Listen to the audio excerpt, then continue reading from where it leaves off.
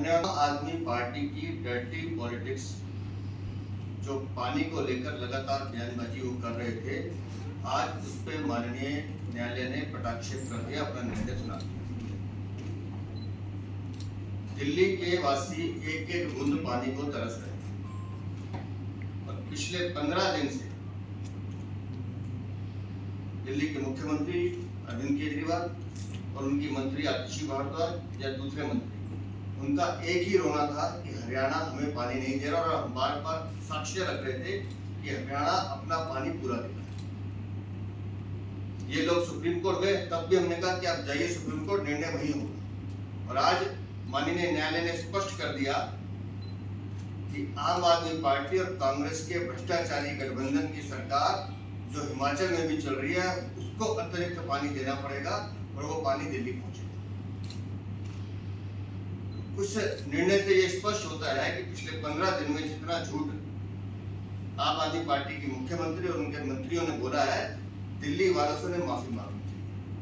दिल्ली में मैं आज भी कह रहा हूं, दिल्ली में पानी का संकट आम आदमी पार्टी सरकार के भ्रष्ट प्रशासन के कारण है, उनकी विफलता है। टैंकर माफिया को बढ़ावा देना, टैंकर माफिया के माध्यम से पानी की चोरी करना। अगर पानी का वितरण, पानी का वितरण अगर मैनेजमेंट ठीक हो जाए तो दिल्ली वालों को प्यासा मरने की जरूरत नहीं पड़ेगी। लेकिन पिछले 9-10 सालों में अरविंद केजरीवाल ने पानी जल बोर्ड को अपनी आय का साधन बनाया, इसको भ्रष्टाचार का अड्डा बनाया, लूटने का साधन बनाया। और हर बार कोर्ट जाने की धमकी देते थे तो कोर्ट भी गए और कोर्ट ने स्पष्ट कर दिया कि हिमाचल को अतिरिक्त पानी देना पड़ेगा, हरियाणा को वो पानी फ्लो सीधा दिल्ली आ रही है, उसकी चिंता करनी पड़ेगी। जो निर्देश है वो हिमाचल सरकार के लिए है। आम आदमी पार्टी के जो डर्टी पॉलिटिक्स जिसकी मैं बात करूं, पानी को लेकर जो ये विवाद जबरदस्ती बना रहे थे, उसका आज कटाक्षेप हो गया। माननीय न्यायालय ने स्पष्ट कर दिया है कि दिल्ली को जो हरियाणा पानी दे रहा था वो पूरा देगा। देखिए, आम आदमी पार्टी की पानी को लेकर जो गंदी राजनीति थी उसका आज पर्दाफाश हो गया है। माननीय न्यायालय ने स्पष्ट कर दिया है कि हिमाचल को अतिरिक्त पानी दिल्ली को देना है, लेकिन दिल्ली वाले जो पानी के लिए तरस रहे थे और बार बार आम आदमी पार्टी के मुख्यमंत्री, प्रवक्ता, मंत्री हरियाणा को देश दे रहे थे, वह साफ हो गया कि हरियाणा अपना पानी पूरा दे रहा था। जो भी ये भ्रष्टाचारी गठबंधन के प्रदेश हैं, चाहे वो पंजाब है या हिमाचल है, उन्होंने हिमाचल को साफ कहा कि हिमाचल को पानी देना है। तो इनका झूठ पकड़ा गया और इनकी गंदी राजनीति का पर्दाफाश हुआ। आम आदमी पार्टी जो है वो ट्वीट करके भी कुछ दिन पहले ये ट्वीट करा, उन्होंने कहा है कि बीजेपी सहित हरियाणा सरकार को भी हरियाणा सरकार को कहा गया है कि फ्लो जो है वो डिस्टर्ब ना हो। तो हिमाचल से जैसे पानी आएगा वो पंजाब, हरियाणा से तो दिल्ली जाएगा।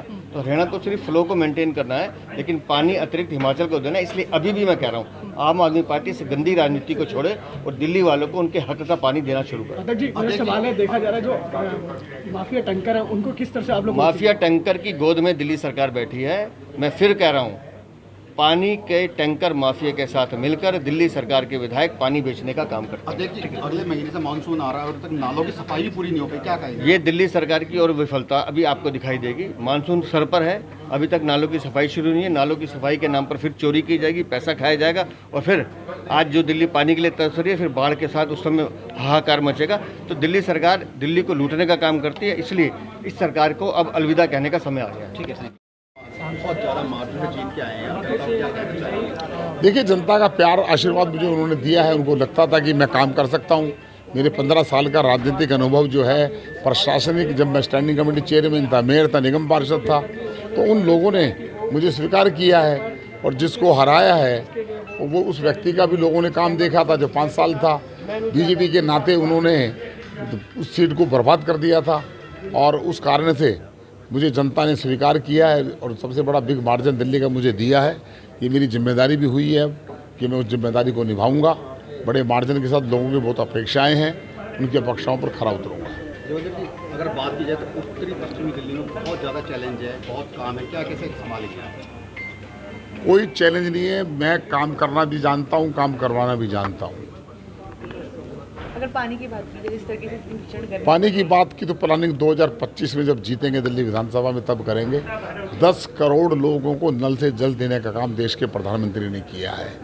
उसी पैटर्न पर अगर ये चल जाते, अगर लोगों को नल पहुंचा देते, टैंकर माफियाओं को सरगना बने थे, शीला दीक्षित जी का नाम लेते थे, 370 पेज की फाइल का नाम लेते थे, मैं शीला दीक्षित जी को अंदर भिजवाऊंगा।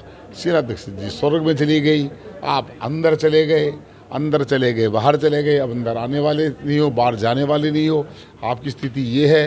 15 साल तक दिल्ली का जल बोर्ड जब शीला दीक्षित जी थी, मैं बीजेपी का एक कार्यकर्ता नेता होने के नाते कह रहा हूँ कि उन्होंने दिल्ली जल बोर्ड के सरकारी महकमे को प्रॉफिट में रखा था, 600 करोड़ रुपए प्रॉफिट में था। आज दिल्ली जल बोर्ड 10 साल के अरविंद केजरीवाल, भ्रष्ट केजरीवाल के कारनामों के कारण 82,000 करोड़ का घाटा है। ना पानी आया, ना टैंकर माफिया समाप्त हुए। उनके एमएलए टैंकर माफिया उनकी पार्टी के लोगों का धंधा बन चुका है। वह शोषण करते हैं लोगों का, पानी नहीं देंगे। इस चुनाव में भी उन्होंने लोगों को जाकर कहा, 3-3 दिन तक उन कॉलोनियों के अंदर पानी नहीं दिया गया कि अगर वोट नहीं दोगे